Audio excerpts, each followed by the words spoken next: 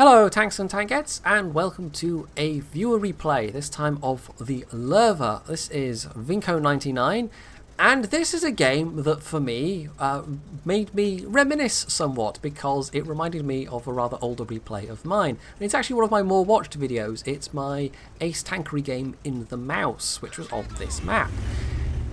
Or as at the time I called it, my ace moustery game. Yeah, that pun is just as bad now as it was back then. That's one of my prouder puns. I am not repentant at all. So, anyway, obviously this is a very different tank, but the situation is going to be somewhat similar. And you maybe start to understand why right from the start. Now, this is a top tier game, which is good matchmaking. There's no artillery, but, well, you can glance at the mini-map and maybe start to understand. There's quite a few tanks, including quite a few of the top tier heavies, of which there are a few on this team, that have gone into the valley. So that's not a good start. There are also 3 of their own team that have taken almost a minute to move. In fact, the Scorpion still, there we go, he's just moving now. So that's not a good start either, and they're already 3 of their scout tanks down, so that's an even worse start. So basically, even though this is a standard game, we've got most of the team piled into the valley. You might question Vinco's decision to start off going where he did instead of pushing across to the town, but that's going to have proved to have been kind of useful in retrospect, because if he'd gone over there, you can see there's 2 tanks there. If he'd gone over there, he would have died. And you'll see why. Well, it's not that hard to guess. It's because there's quite a few more enemy tanks than there are friendly tanks. And that, therefore, means that there are quite a few more friendly tanks than enemy tanks in the valley on the west side. But if you think they're going to muscle through with the numbers they've got, you'd be sadly wrong. So, this is the setup.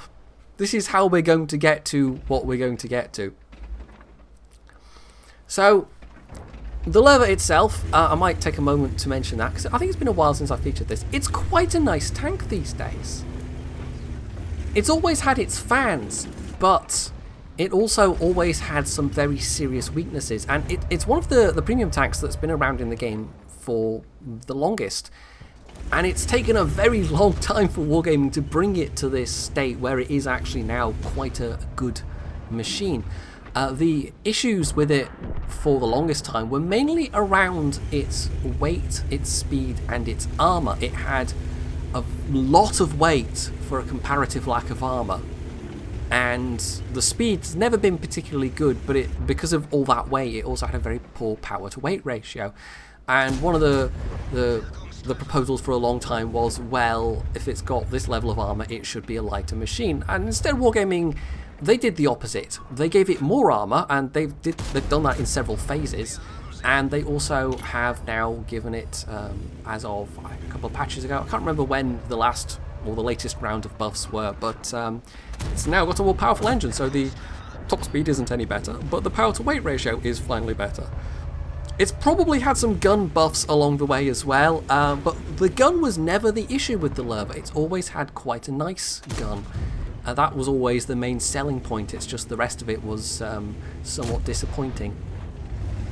So these days you've got armour that you can actually use, gun depression that you can actually use. Yeah, that was the thing that was buffed, wasn't it? You've got a good view range, you've got a fair bit of ammo, you've got a very good gun, and you've got mobility that, well, you know, it's not an FCM50T, but it's a lot better than it was. So back to the match at hand. Half the team has died, and although we had 2 or 3 die on this side of the map, most of the ones that have died managed to die in the valley, and they have pushed the valley a bit, but only some of them have. Some of them have come back.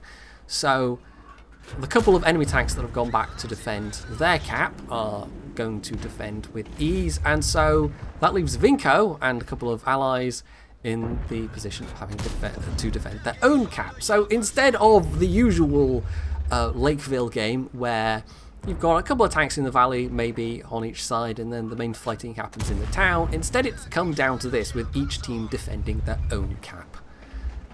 And the only difference is the enemy team's defending from the valley, which is actually a bit easier to do, whereas Vinco's team is having to defend from this side. Unfortunately, from this side, for this cap, there's a bit of terrain here that you can use, and Vinco is able to stay hull down. He's able to use that enhanced gun depression and the enhanced turret armor, and so far he's not taken any damage at all, but he's managed to do 3,000 in return.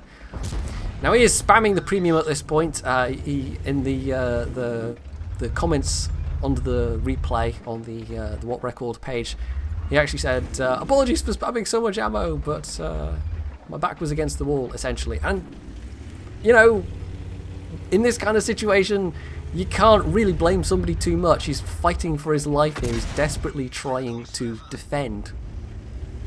And he's not doing it alone, but the allies that are left behind him are very low health.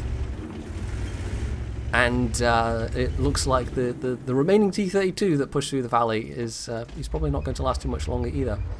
So the good news is that with the tanks having gone back to defend their own cap, it's not like there's an overwhelming number of tanks here that could push in against them. And just the fact that he's got those two allies behind him, if he was alone, they possibly, if they'd been sensible, if they'd been ballsy enough, they possibly would have just pushed in and tried to overwhelm him. But the fact that he's got high health himself, the fact that he's got these two allies remaining with him, who are now the only two remaining allies on his team, has made that basically a difficult, if not impossible, proposition for the enemy team. But now, with the T-32 gone, they're going to have tanks coming up behind them. So he's sitting now on 4,600 damage. He's taken a little bit of damage from the OHO, but at least I think that was from the OHO. But nothing too catastrophic. He's still got his repair and his med kit. He's still got 12 premium rounds. This thing, you know, one of the things that was good about it, and has always been good about it, is it's never suffered for a lack of ammunition. Anyway, so there's the enemy Emil 1, who he knows to shoot in the hull rather than the turret, especially cresting over a hill like that. But of course, getting spotted doing that means the Tiger has little opportunity to fire at him. But fortunately, it bounces off.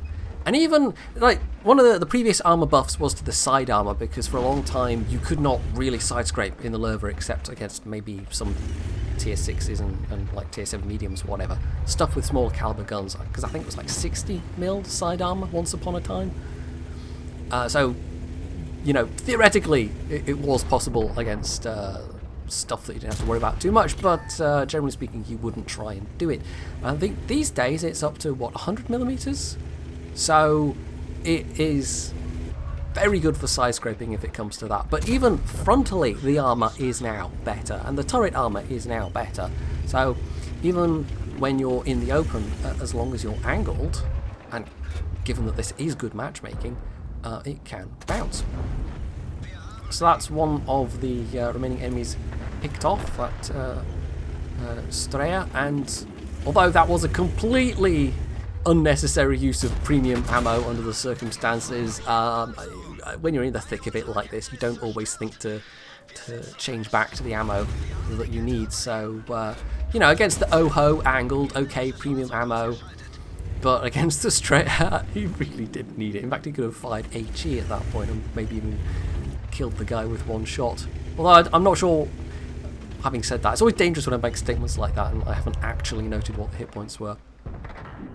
So just as he loses his remaining ally, the IS-3, he does manage to pick off the Emil through the turret, although it was the angled side of the turret, it was the bevel bit rather than the front. So that just leaves 1 versus 1. Now this Tiger, maybe when he was more distracted earlier on, you know, the Tiger could have pushed up with the OHO, they could have tried to have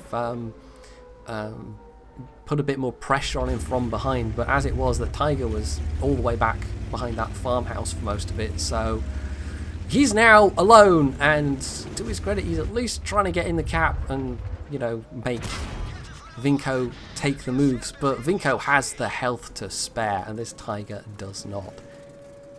Now, at this stage, I personally would not have still been firing a PCR, but never mind, doesn't matter, he's won, and I think overall, the use of APCR, given that his back was against the wall for most of that game, it's more excusable than if he was just spamming it from the very start. So he ended that game with an Ace Mastery, High Caliber, Top Gun, and 7,314 damage. Which is probably not quite as much as the rest of his team combined, but it looks like it might be in that range. It might well be in that range. On the enemy team, it was the enemy Löwe that actually had the best score with 3.2k. But yeah, 7,000 damage, and that was enough for 2,000 base XP when top tier. And despite having fired all that premium, he made over 100,000 credits profit because he did so much damage. Even without premium, he still would have made a healthy 47k. So, yeah, unlike my Ace Mastery game in the mouse, where it was an Ace Mastery on a defeat, basically having to defend from that same position, in this case, he did it with a vastly more successful outcome and a vastly more successful result. So, yeah, you can maybe tell why I was having a bit of nostalgia watching that one and why I picked this one out. I mean, really, the only thing connecting them, things connecting them are, it's a German tank, and it was making use of that position because the team did something a bit strange. But it worked out in the end, and if he tried to push across the town, I mean, maybe he didn't at the start because he thought he'd be too slow to get across without being spotted and shot full of holes, which is, on Lakeville, when you're trying to push across the town there, that's actually a fair risk. But as it was, not pushing across, being in the position he was in, and then being able to defend from that position, it worked out beautifully.